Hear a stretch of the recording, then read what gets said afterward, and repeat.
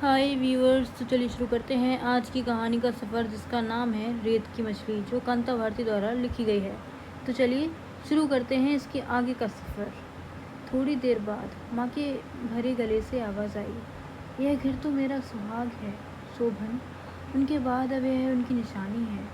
उनकी इस एकमात्र निशानी से तो मैं मरकर ही छूट सकती हूँ। अंतिम दिन भी अगर मैं यहाँ ना रही तो मुझे लगेगा कि तुम्हारे पिता को दोबारा मुझसे किसी ने छीन लिया।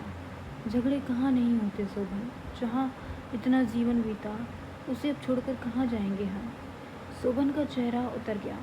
नीले कमरे का नीला सन्नाटा और गहरा हो गया। माँ के जाने के बाद भी अवसाद हल्का नहीं हुआ। कोई कुछ नहीं बोला। ऐसा लगा जैसे लगातार झुकी आंखों में कड़वाहट भर रही हो।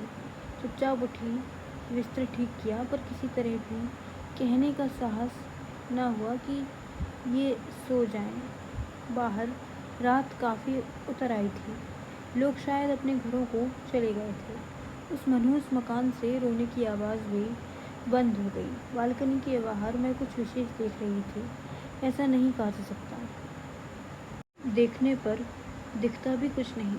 वहाँ कुछ देखने लायक होता तो भी मन ऐसा ना था कि कुछ देख पाती।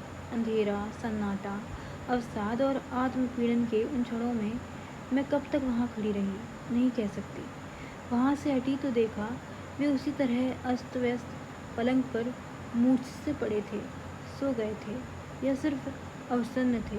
यह उनकी बंद आँखों और सांसों के साथ उठते गिरते सीने को देखकर नहीं कहा जा सकता था। बहुत धीरे से बिना कोई आहट किए पलंग के किनारे थोड़ी देर बैठी रहकर मैं भी लेट गई। अवसाद मेरी शिराओं में एक तनाव की तरह दोबारा छा गया। चाहा कि उनकी ओर घूम जाऊं, लेकिन घूम ना सकी। एक क्षण के लिए इस बात की भी प्रतीक्षा की कि उनकी बाहें मेरी ओर बढ़ेंगी और अनायास मैं उनमें समा जाऊंगी, लेकिन वैसा भी कुछ नहीं हुआ। कुछ भी तो नहीं हुआ। हमेशा की तरह माथे का चुंबन भी नहीं लिया गया, गर्म उंगलियों से छेड़ा भी नहीं गया। अवसाद में डूब कब सो गई यह भी पता नहीं लगा। सवेरे जागी तो पता चला कि वे कहीं जा चुके हैं। मन दुश्चिंताओं से भर उठा।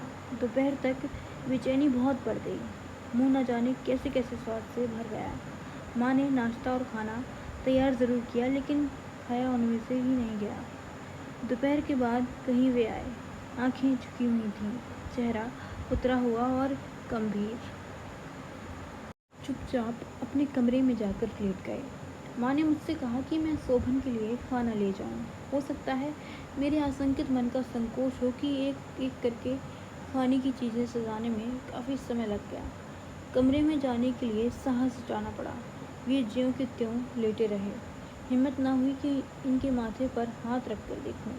तबीयत तो ठीक है, बहुत धीरे से बोली, उठिए, हाथ मुँह धोकर खाना खाकर आराम कीजिए। जाने उनकी जी में क्या आया कि वे चुपचाप उठे, हाथ मुँह धोकर खाने बैठ गए। मुझे भी खाने को अपने साथ बिठा लिया।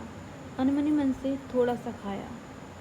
खाते समय चाहकर भी मुझसे कुछ बोला ना गया। खाते समय आज तो उनके हाथ में कोई किताब भी नहीं थी। किताब होती तो शायद मन कुछ बदलता। तनाव एक दो दिन का नहीं था। मन को इतना समेटा भी ना जा सका कि वह तनाव टूट सके। कई दिन बीत गए। उनके मित्र भी आए थे। वह नीला कमरा उन्मुक्त हंसी से गूंजा नहीं।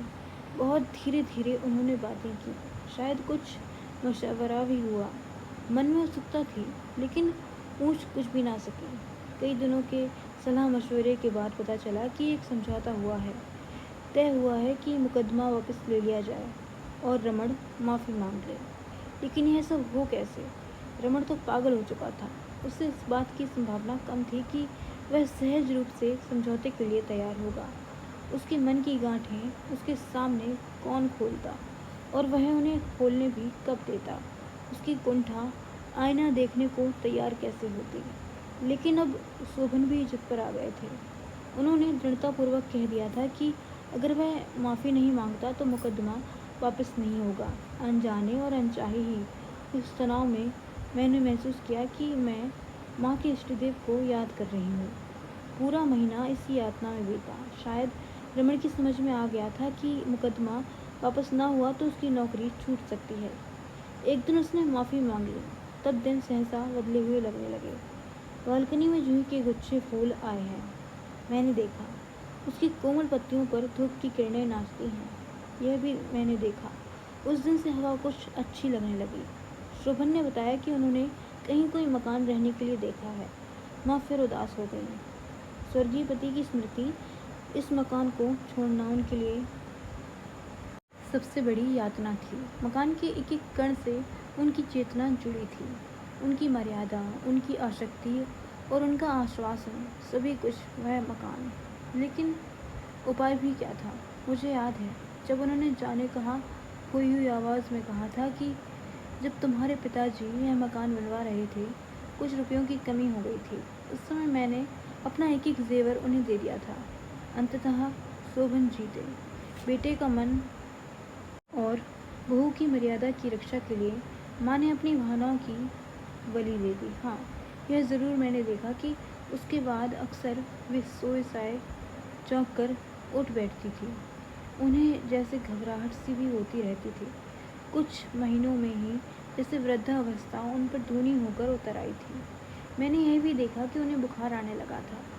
अपने आप से एक दिन मैंने उन्हें कहते पाया, कैसे छोड़ूंगी यह सब भगवान, कैसे छूटेगा यह सब, और अब कैसे रहा जाएगा वहाँ, ऐसी पराई जगह जीना भी कैसे होगा।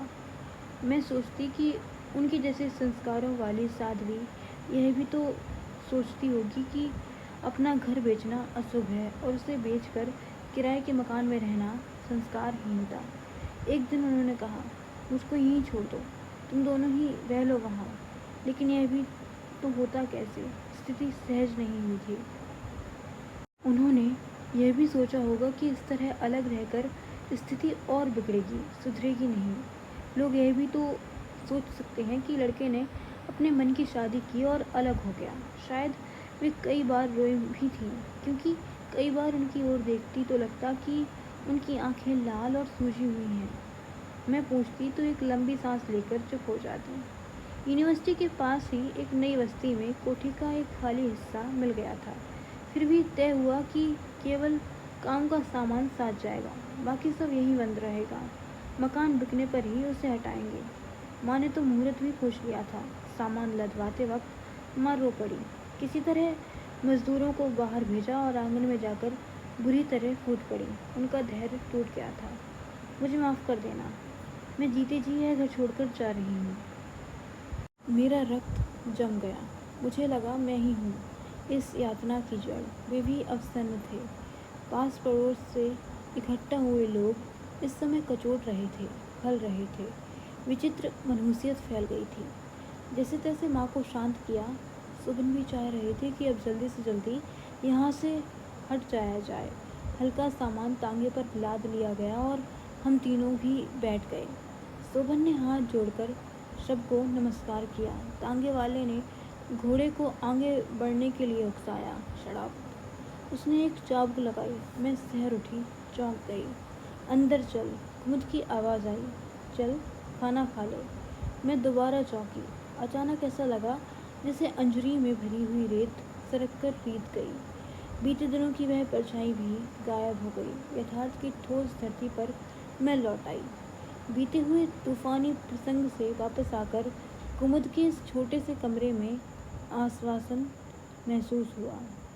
खाना खाते समय कुमुद तरह तरह की बातें करके मन को अप्रिय प्रसंगों से हटाने का प्रयत्न करती रही।